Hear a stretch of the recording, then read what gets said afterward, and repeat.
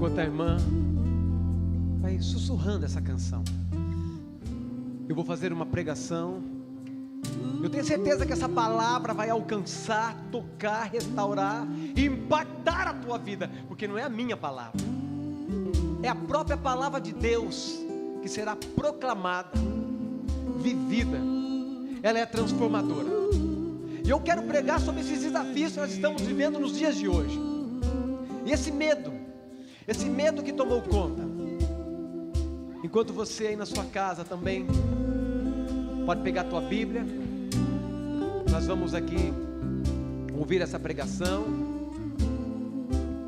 E você canta mais uma vez: ó vento impetuoso. Enquanto nós vamos sentando aqui, podemos sentando. Vem neste lugar, vem Espírito Santo. Fortalece o que é fraco com teu poder. Rasgue o céu, ó meu Pai, sopra hoje aqui. Vem Espírito Santo. Vem Espírito Santo.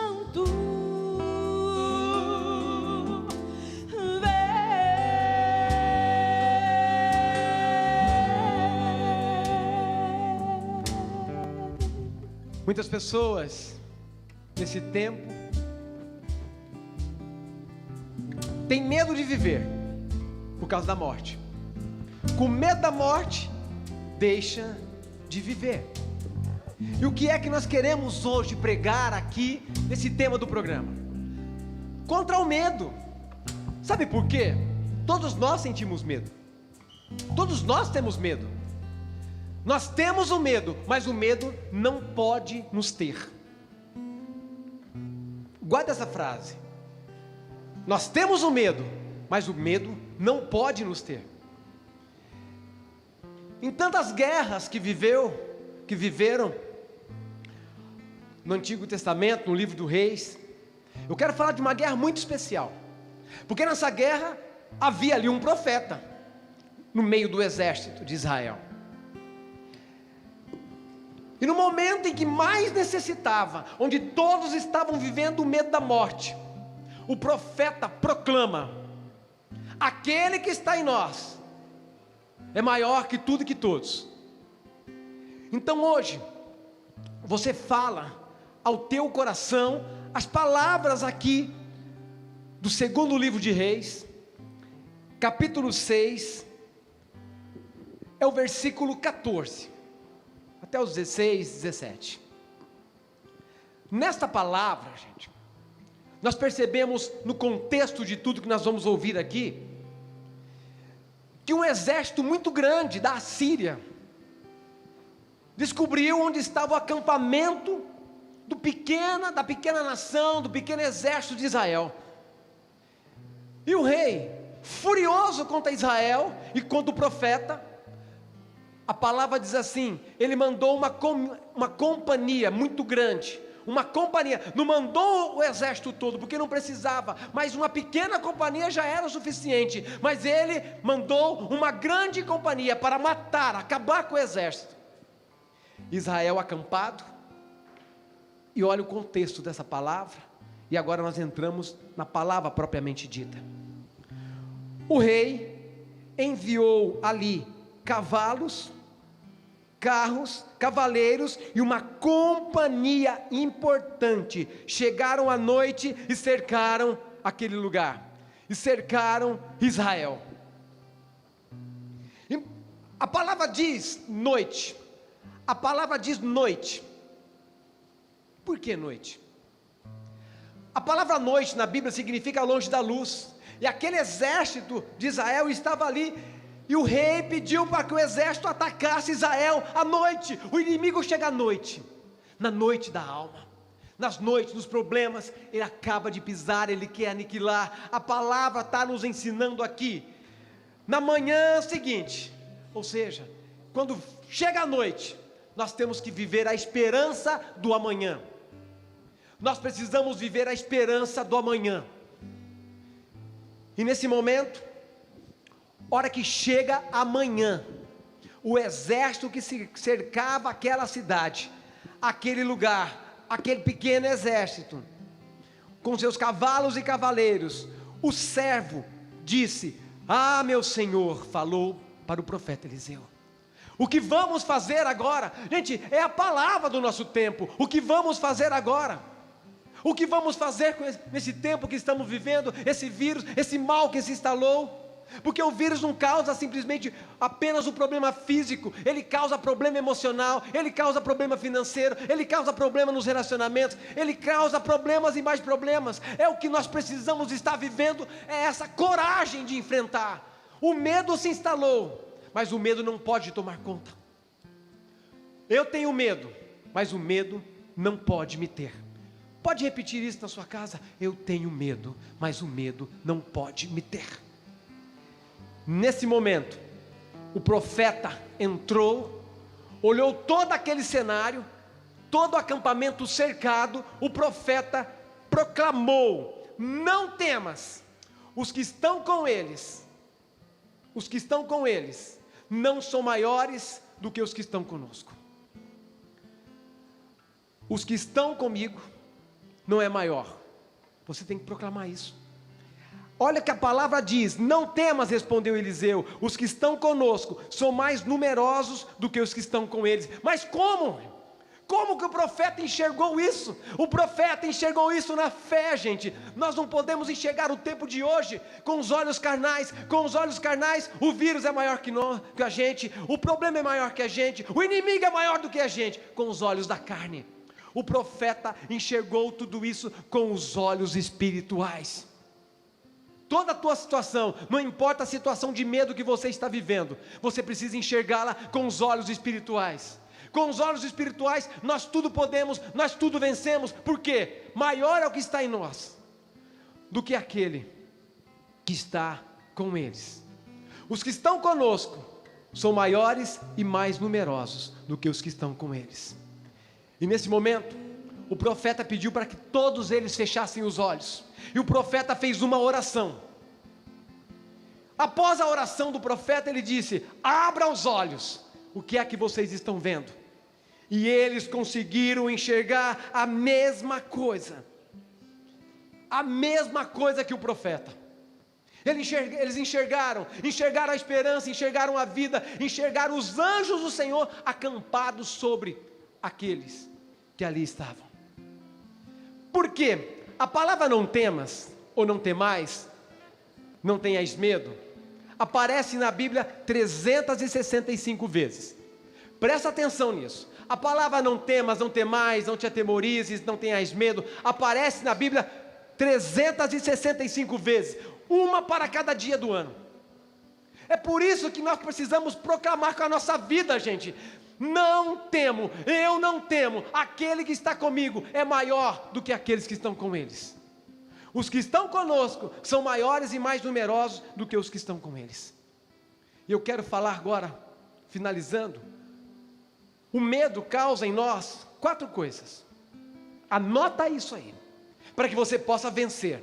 Para que você possa vencer o medo. Anota aí, o medo causa em nós 4 coisas. Primeiro, perdemos o poder de escolha. Por causa do medo nós não escolhemos. Ah, eu queria tanto fazer essa viagem de avião, mas eu não ando de avião, eu tenho medo. Aliás, deixa eu falar para vocês. O primeiro maior medo do mundo, das pessoas, o primeiro maior medo é da morte. O segundo maior medo é falar em público. O primeiro maior medo é a morte. E o segundo maior medo, Frei, é falar em público. Agora, segundo uma pesquisa, tem um terceiro maior medo: casar. Aproveita, gente, Santo Antônio está por aí. Mas o terceiro maior medo é casar. Agora, Frei, padre, irmã, se casar o povo tem medo, imagine entregar a vida inteira para Jesus, como vocês fizeram, uma consagração. Às vezes dá medo também. Isso, às vezes. Agora, eu vou confessar uma coisa, minha esposa está até aqui. No meu casamento, eu chorei o casamento inteiro. E as pessoas falavam assim: você está com medo de casar? Não estou com medo de casar, é muita responsabilidade, né? Mas eu imagino vocês. Porque da mesma forma como eu casei e o meu casamento é eterno, a consagração de vocês, Deus nunca vai voltar atrás depois de uma consagração, depois de uma ordenação. Então, gente, estou dizendo que são 3 maiores medos. O primeiro é da morte, o segundo é falar em público, e o terceiro deve ser se consagrar e casar. Por quê? O poder do medo sobre nós rouba de nós a escolha. A primeira causa, rouba de nós a escolha. Segundo, nos tornamos inseguros. O medo nos causa tanta insegurança, sabe por quê? A insegurança é pior do que o fato. Eu fico inseguro no escuro, eu fico inseguro na altura, eu fico inseguro de falar em público. Imagine, o poder rouba de nós a capacidade. O poder rouba de nós a capacidade da escolha. Faz de nós pessoas inseguras. E terceiro, nos impede de avançar. Nós não conseguimos avançar nos ministérios. Imagine, padre, se o senhor não conseguisse avançar no teu ministério. Medo de falar em público, medo de assumir uma paróquia, medo, irmã, medo de cantar para multidões, medo. O medo nos impede de ser feliz. O medo nos impede de cumprir a nossa missão. O medo nos impede e nos rouba da presença de Deus. Medo rouba a nossa capacidade de escolha. O medo nos faz de nós pessoas inseguras. E o medo rouba de nós a capacidade de avançar, de crescer na vida. E quarto, desistimos dos nossos sonhos por causa do medo. Você se acostuma a negociar com o medo. Para não ter medo, eu deixo meu sonho de lado. Para não ter medo, eu deixo o meu sonho de lado. Olha as 4 causas do medo. 4 causas que esse medo faz em nós, destruindo a nossa vida. É por isso que o profeta diz no capítulo 6, 2 de Reis 6,16, os que estão conosco são maiores e mais numerosos do que os que estão com eles. Ponto. Não temais, você na sua casa. Não temais nem mesmo aquele que faz mal para o nosso corpo. Porque é preferível perder o corpo do que perder a alma. Não temais. 365 vezes a palavra não temais. E eu finalizo então, simplesmente dizendo para vocês, como combater esse medo? Como combater esse medo que todo Israel estava? O que é que o profeta fez naquele momento? O que é que o profeta fez naquele momento do medo, do pânico, naquele acampamento? Onde um exército estava cercando Israel, iria aniquilar com todo, acabar com tudo. O que é que o profeta fez? O profeta, primeiro, orou. Então, a primeira forma de combater o medo é a oração. O medo é vencido na oração. O medo é vencido na oração. Quer superar os medos? Oração. Quer superar o teu medo? Tenha uma espiritualidade, vida de oração, eucaristia, terço, vai na missa, adore ao Senhor e os medos não irão vencer você. Primeiro, vida de oração. Segundo, leia a Bíblia. Leia a Bíblia. Porque na Bíblia não tem nenhum versículo, nenhuma palavra que coloca você para trás ou que desencoraja você. A Bíblia só tem palavra de encorajamento. Leia a Bíblia todos os dias. Se você começar a ler hoje, os 4 evangelhos, são 89 capítulos, em 89 dias você leu os 4 evangelhos. Mateus, Marcos, Lucas e João. Começa a ler a Bíblia. Ah, mas eu não entendo. Peça a força e a luz do Espírito Santo antes de ler a palavra. Primeiro, vida de oração. Segundo, leia a Bíblia. Terceiro, ande com pessoas de fé. Presta atenção nisso. Quer vencer o medo? Ande com pessoas de fé. Melhor ainda, ande com pessoas que tenham mais fé que você. Quem tem amigo de fé, ele é curado, ele recebe milagre e ele é curado dos seus medos. Ele supera os medos. Em Marcos capítulo 2, em Marcos 2, de 1 a 12, aquele paralítico que foi curado, sabe por que ele foi curado? Pela fé dos 4 amigos. Se você tem amigo, se você tem uma pessoa na tua vida que te leva para Jesus, é esse amigo que você precisa escolher. Não escolha o amigo que tem mais dinheiro, não escolha o amigo que tem um carro, não escolha um amigo que tem mais seguidores. Não escolha esse amigo, escolha amigos de fé. Aquele paralítico de Marcos capítulo 2, ele teve 4 amigos que colocou ele aos pés de Jesus. Os 4 amigos desceram e colocaram ele aos pés de Jesus. Por isso que ele foi curado. Os nossos amigos, e nós também precisamos ser esse para os nossos amigos. Quer vencer seu medo? Vida de oração, leia a palavra, e terceiro, tenha amigos de fé. Então eu quero dizer para você, que nesse tempo de pandemia, se afastou da Eucaristia, se afastou da igreja, se afastou da palavra, e se afastou da comunidade, o medo vai te dominar. Porém, se você voltar a aquecer, a viver a tua espiritualidade, se você volta a ler a palavra, se na tua cidade já pode com todos os cuidados,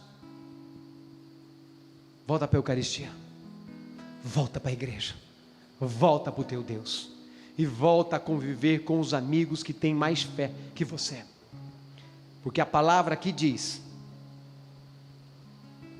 eu encerro lendo aquilo que o profeta falou para o exército, para o pequeno exército de Israel. Aquilo que o profeta falou para o pequeno exército de Israel. Ele fala agora para você na sua casa. Ele fala agora para você na tua casa e na tua família. Versículo 16. Não temas. Não temas. Os que estão conosco são maiores e mais numerosos do que os que estão com eles. E nesse momento, o exército de Israel, eles abriram os olhos e viram as carruagens, o fogo, os anjos e um exército todo destruído. Porque teve alguém no meio deles, um profeta, que disse: não temais. Coragem não é ausência do medo. Coragem não é ausência do medo. Coragem é enfrentar o medo. Coragem não é ausência do medo, porque todos nós temos medo. Coragem é a capacidade de enfrentar este medo. E nesse momento, nós vamos orar para você, nós vamos cantar com você, e nós vamos proclamar a cura desse medo. Mas que você possa agora abrir o coração, e você vai orar primeiro para você. Sabe por quê? Precisamos orar primeiro. Quando a gente fala, vamos orar, deixa eu orar pelo meu filho, deixa eu orar pelo meu marido, deixa eu orar pelos meus amigos. Não! Primeiro que precisa receber oração é você, senão você não tem força para interceder e orar pelos outros. Quando a gente voa, quando a gente anda no avião, aparecem lá as comissárias, as aeromoças, elas vão lá no meio do corredor, né? Elas se posicionam no meio do corredor e diz assim: em caso de despressurização, máscaras cairão automaticamente. Olha o detalhe: coloca primeiro em você, para depois ajudar aquele que precisa. Nós precisamos, gente, colocar primeiro em nós. Máscaras cairão automaticamente. Coloca primeiro em você, reza agora por você, e daqui a pouco nós vamos rezar por todos. Nós vamos orar agora, mas diante de Jesus, no Santíssimo Sacramento, nós vamos finalizar. A tua casa, você, tua família receberá a bênção e será curado dos medos. Vamos cantar agora? Vamos rezar agora? Eu, você, essa banda, a irmã Ana Paula, os freis, o frei, o padre Anchieta. Vamos rezar todos juntos, gente. Porque Deus é maior. Vai proclamando isso. Os que estão conosco são maiores e mais poderosos do que os que estão com eles. Não